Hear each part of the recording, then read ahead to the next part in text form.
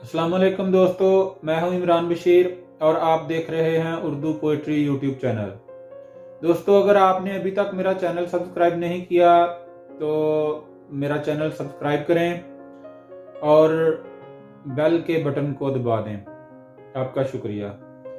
नाज़रीन, बहुत ही अच्छी शायरी, उन्वान है हर शाम। हर जुर्म मुझसे ही मंसूब क्यों, रखते हो तुम अना को इतना महबूब क्यों। जरा सोचो, अगर खुदा को आजिज़ी पसंद ना होती तो वो हर शाम करता सूरज को गुरूब क्यों। समंदर पार करना होता इतना ही आसान अगर, तो कश्तियों वाले भी गए आखिर डूब क्यों।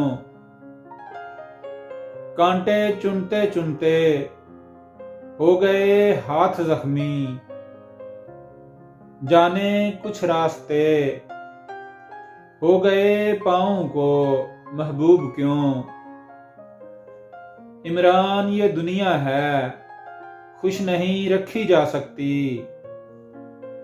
तुम समझ रहे हो इस बात को इतना मायूब क्यों।